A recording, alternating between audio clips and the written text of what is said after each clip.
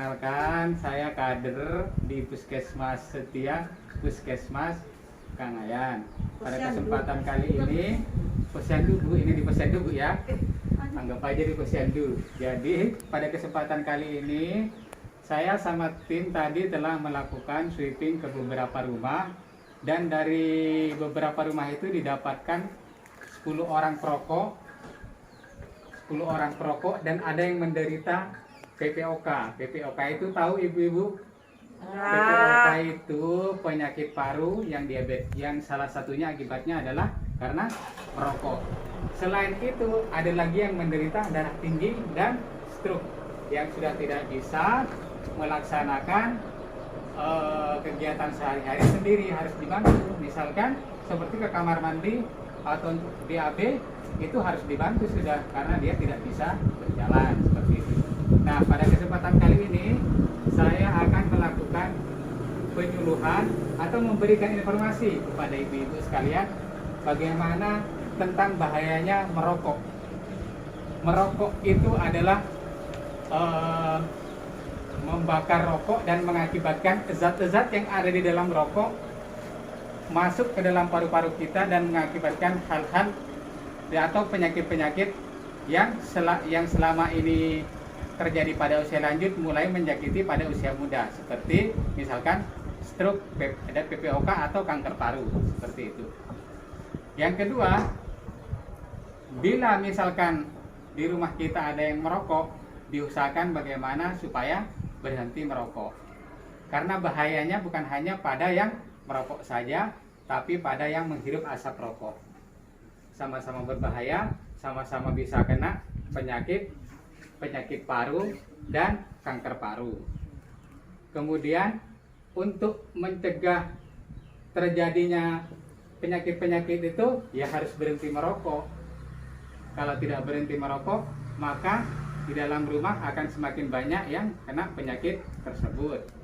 Kemudian yang kedua, itu untuk yang menderita hipertensi, jika didapatkan pemeriksaannya darahnya tinggi 129 sampai atau bawahnya per 90, maka itu disebut dengan prehipertensi. Jika di atasnya 130 sampai 150, itu sudah masuk hipertensi stage 1. Artinya apa? Kita harus sudah memulai gaya hidup kita bagaimana supaya mengurangi garam atau natrium supaya tidak terjadi darah tinggi. Kemudian yang kedua, aktivitas fisik kita minimal adalah 30 menit setiap pagi. Bisa itu melakukan pekerjaan sehari-hari atau berjalan santai selama 30 menit dalam seminggu selama 5 kali. Nah, seperti itu Bu ya. Makannya juga harus dengan seimbang. Tidak boleh kita makan nasi yang terlalu banyak dalam satu piring. Nasinya hanya sepertiga saja. Kemudian sepertiganya adalah lauk pauk, sepertiganya adalah sayur dan buah. Kemudian untuk penderita yang PPOK, bagaimana untuk pengobatannya? Karena ini sudah terlanjur kena PPOK. Kalau pencegahannya kan berhenti merokok.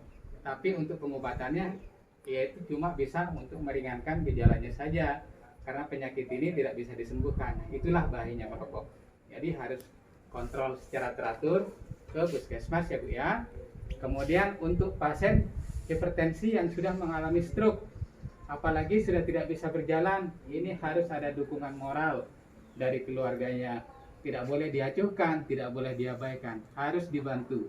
Bagaimana cara membantunya? Dengan cara misalkan membantu menggerakkan bagaimana olahraganya orang stroke pada waktu.